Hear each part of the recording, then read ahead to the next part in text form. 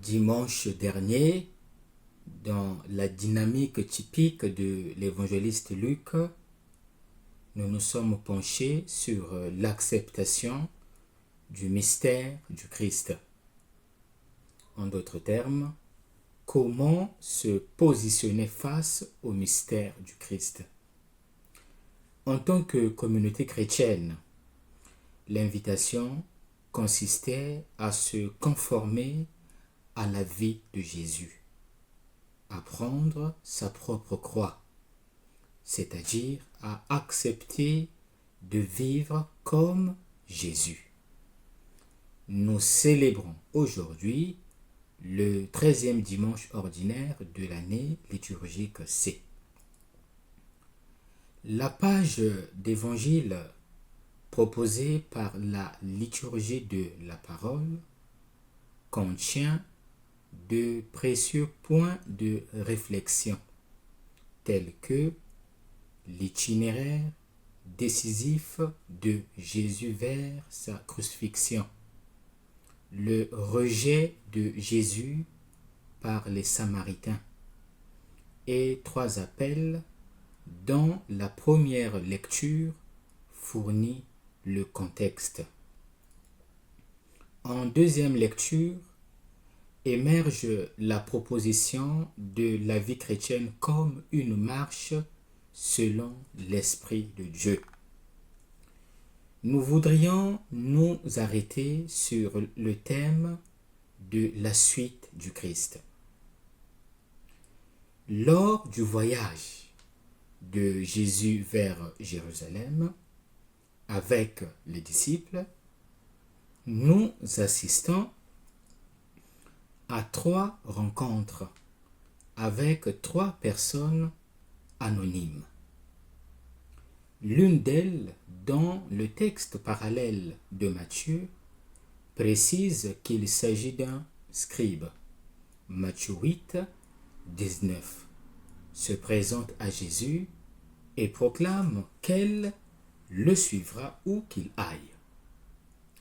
Jésus lui répond par une parole qui tente de l'éveiller à la dimension de précarité, de renoncement, de pauvreté et donc de perte de sécurité qu'implique le fait de le suivre.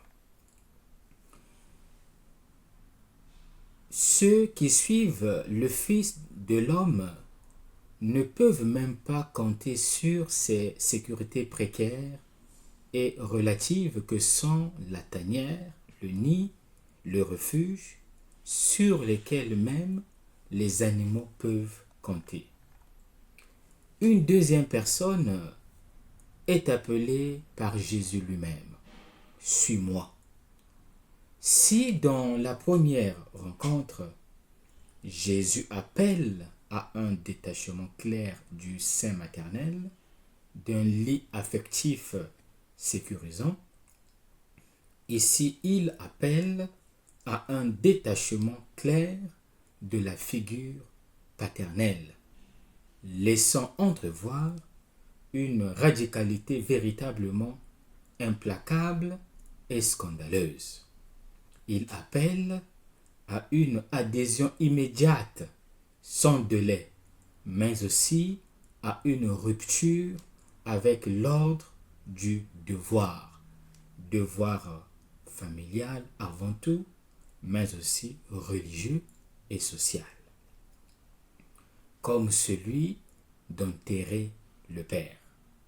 Pour vivre la radicalité chrétienne, il faut abandonner père et mère et les abandonner en profondeur, sinon on reste un mort vivant, des personnes incapables de se libérer de ceux qui nous ont donné la vie et qui, en restant attachés à eux, risquent d'entrer dans une relation de mort vivant. Il y a une fidélité aux ordres familiaux, sociaux et religieux qui devient une compagnie de morts, des morts qui enterrent leurs morts. Enfin, une troisième personne propose de suivre Jésus, mais à une condition. Je te suivrai, mais laisse-moi d'abord faire des adieux aux gens de ma maison. La troisième scène n'est présente que chez Luc. Cette scène est influencée par le récit de la vocation d'Élisée en première lecture. Premier livre des Rois, chapitre 19, versets 19 à 21. Nous trouvons deux éléments communs. La demande d'Élisée à Élie. Laisse-moi aller embrasser mon père et ma mère, puis je te suivrai. Et l'image de la charrue. Élisée était en train de labourer lorsqu'il a été appelé par le prophète Élie. Il semble que Luc chapitre 9, 61 et 62 ait été ajouté en commentaire de Luc 9, 59 à 60, afin de rendre compréhensible l'exigence inédite contenue dans la réponse de Jésus, dans la situation de l'après-Pâques. L'autorité du Seigneur dépasse celle d'Élie. Comme dans la question précédente, l'interlocuteur manifeste sa volonté d'être disciple, mais demande à pouvoir prendre congé de ceux qui sont dans sa maison. Le verbe choisi pour indiquer l'adieu est typique de Luc. Apotasēn signifie dire adieu, mais aussi abandonner, quitter. Le thème cher à Luc du renoncement à tout pour être disciple du Christ apparaît. La réponse de ce dernier prend à nouveau la forme d'un proverbe. Si le cultivateur veut labourer droit, il ne peut se permettre de regarder en arrière. La tâche confiée aux disciples, la prédication du royaume, exige une grande détermination, un engagement total, sans nostalgie, qui place le devoir au service du royaume de Dieu au-dessus des affections familiales.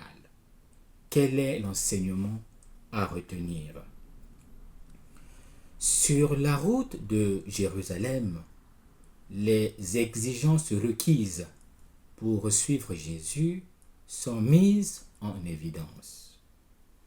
Les trois déclarations soulignent le sérieux de la vocation à être disciple de Jésus.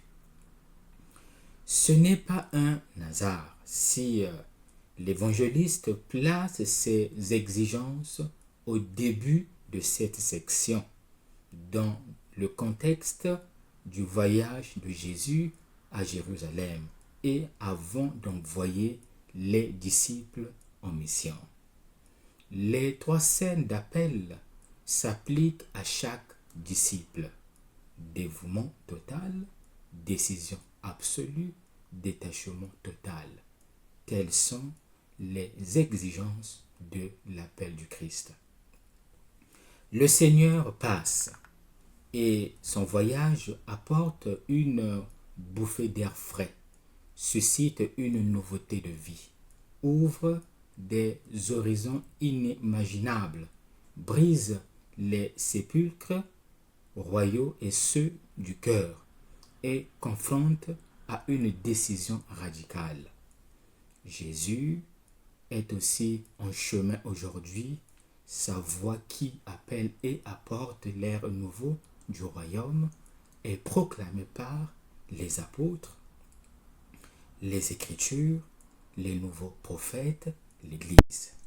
Sur son chemin, il nous rejoint, frappe à la porte de nos cœurs et de nos maisons, exigeant de nous disponibilité et décision, capacité de choix et de détachement. Que devons-nous faire? En tant que communauté chrétienne, l'invitation est de faire un choix motivé et responsable. Bon dimanche à tous.